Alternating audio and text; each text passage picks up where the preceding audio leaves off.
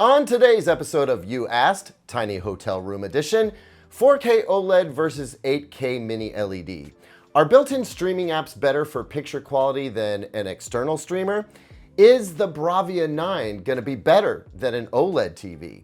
And LG C3 versus Hisense U8N. Which should you buy? Welcome back, everyone. I'm Caleb Dennison, and this is You Asked, the show where I answer questions you asked in hopes that I can help you and others with similar tech questions. If you've got a question for me, please email it to youasked@digitaltrends.com, and we'll see if your question gets picked to be answered on the show. Before we dig in, obviously, I'm still on the road, and I've moved to a different hotel. This one happens to be pretty small. I've actually stayed here before, and it's a clever room with a great view, but shooting video, a little bit tricky. I really had to bend over backward and do some contortionist moves to make this one happen for you. So would you do me a solid and smash this video with a like? Yes, I'm asking for your validation, okay? Thanks for your understanding on this one. Now, let's dig into this episode. Mauricio Hernandez writes, Caleb, they say OLED is the best in terms of picture quality as of now, but do you think the Bravia 9 Mini LED will look even better than the Bravia 8 or any OLED? So Mauricio, that is a super hard question to answer because while I have seen a controlled demo of the 2024 Bravia 9, also known as the XR90, I have not thoroughly tested it. It's also a hard question to answer because when you say look even better than an OLED, I mean, by what measure? Will its black levels be as good? No, all LCD TVs will have blooming to some degree. It's just unavoidable, and you can't beat pixel level dimming. But in terms of overall brightness and contrast, the Bravia 9 may dazzle more people than all but the brightest OLEDs would. So it comes down to what is better for who. If we make it purely objective and use a reference monitor as a basis for comparison to a particular standard, I think the Bravia 9 could get closer than any mini LED TV on the market has in the past. But will it best an OLED under those conditions? I don't think so. I think most video professionals would identify the OLED as the superior TV for accuracy and adherence to creators' intent, at least in most categories. But just because a bunch of video pros say it's the best doesn't mean it's the best for you. Does that make sense? Jake writes, does anyone know if a top-of-the-line 4K OLED TV will look better than an 8K LED TV displaying 4K content on Netflix? Hey Jake, so hopefully from that last answer I just gave, you can get a feel for how that question is a little bit open-ended. I can tell you that at most screen sizes, I'd take a 4K OLED over an 8K Mini LED LCD TV in almost every case, especially if that 4K OLED were, say, the LG G4 or the Samsung S95D. But obviously, there are a lot of other factors at play. Which 8K LCD TV are we talking about here? Which OLED TV are we talking about? What elements of picture quality mean most to you? How would you rank picture quality elements from top to bottom? But, I mean, at the same screen size, I bet that if you put a premium 4K OLED next to even the best 8K LCD, most folks would be more enticed by the OLED. I don't know, folks. What do you think? Drop your comments down below. Elisa Muel Pedraza, I apologize if I butchered your name, writes, Caleb, does streaming directly from the TV system give better picture quality than connecting a streaming device, or do you recommend getting something like an Apple TV box to get the best picture quality experience? So all things being equal, no, streaming from the TV's built-in OS does not necessarily offer better picture quality than a separate streaming device. Unfortunately, all things never are equal. If the streaming device you're talking about is super cheap, it may not support some picture quality related features like Dolby Vision or HDR10+. There are other considerations not related to picture quality in which the built-in streaming app might be better than an inexpensive streaming box or stick. Like a TV might be able to deliver Dolby Atmos from the streaming app, but may not pass Dolby Atmos from an incoming HDMI signal. but that kind of a situation is getting to be pretty rare. Look, just to make this simple, if I could convince everyone concerned with getting the best picture quality and audio quality overall to buy an Apple TV box, I would.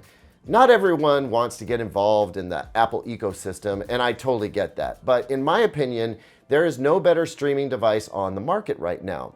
Now, all you NVIDIA Shield lovers out there, please calm down. I know that the Shield can do some things that the Apple TV can't. But on the whole, the Apple TV is the best bet, I think. And I swear, as soon as it's not just raining TVs up in here, I'm gonna do that Shield versus Apple TV comparison. Anyway, I hope that answers your question. Northern Assassin writes, what percentage of people, even those who do their research, are really concerned with absolute accuracy? He writes, my guess would be very few. Most people want a bright and colorful picture without going too far, like vivid mode tends to introduce. Well, Mr. Assassin, I agree with you 100% and validate your observation. Most folks are not concerned with accuracy. In fact, as you'll soon hear in my upcoming video explaining filmmaker mode, accuracy, which involves set average picture level values, often ends up making a TV look too dim in a brighter viewing environment, which is why I think the notion of accuracy gets misconstrued with dull or lifeless.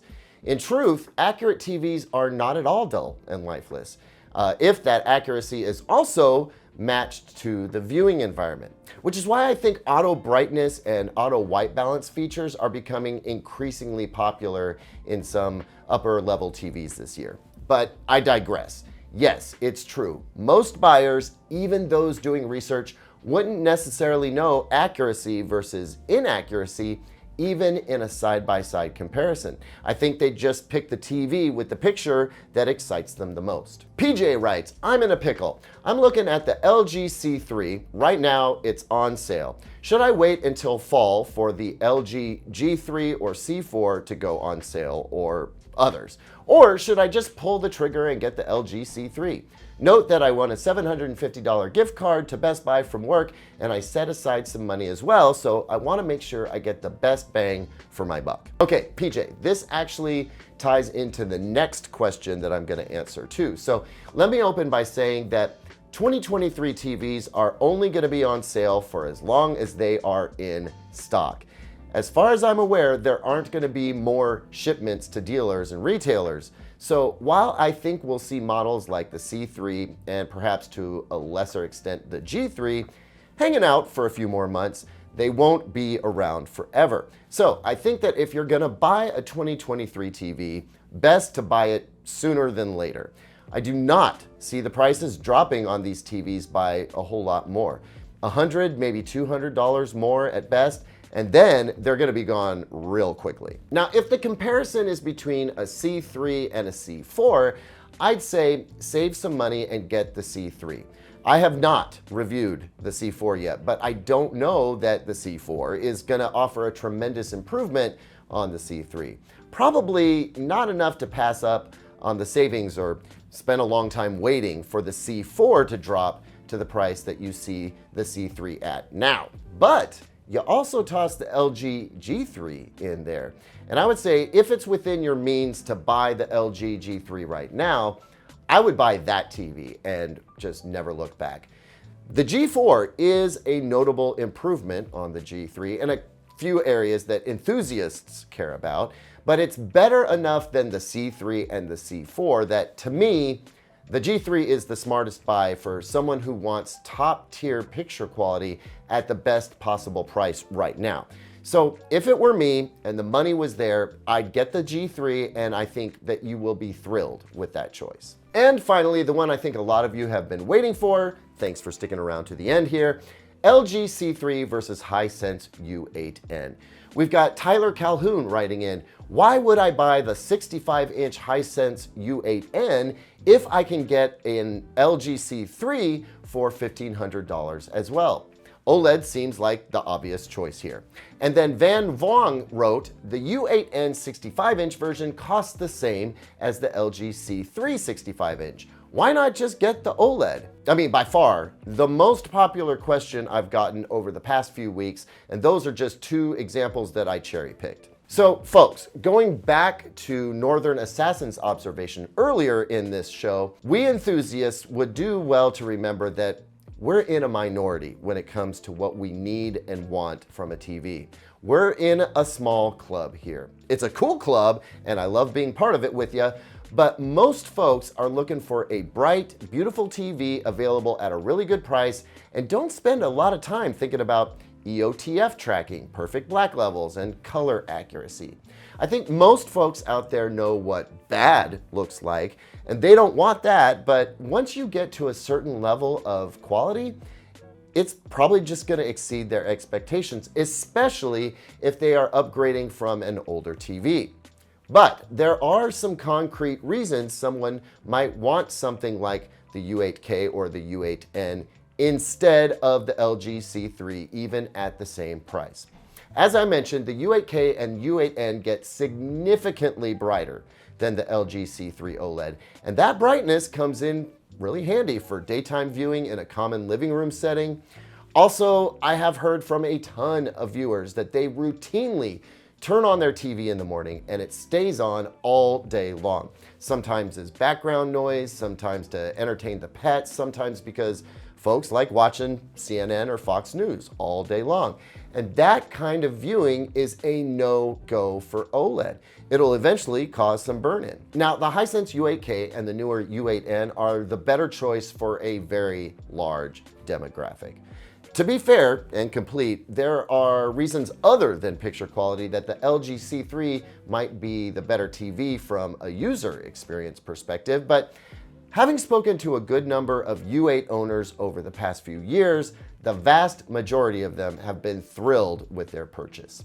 It's true, you will find reports of premature failure for just about any TV model, and you may hear more about Hisense U8 TV failures than LG C3 failures, but that's likely because there are way more people buying U8s than C3s. So by the numbers, that's just bound to happen. But if you are a TV enthusiast and super duper brightness is not something you need or want, and your viewing behavior doesn't make you a risk for burn-in, the LG C3 at $1,500 is just an awesome deal, and I wouldn't hesitate for a second to make that purchase. Thanks as always for watching, everyone. Let me know what you think down in the comments. Please like and subscribe for more. Plus, it really just helps the channel. I'll see you on the next video, and until then, here's 2 other videos I think you might like.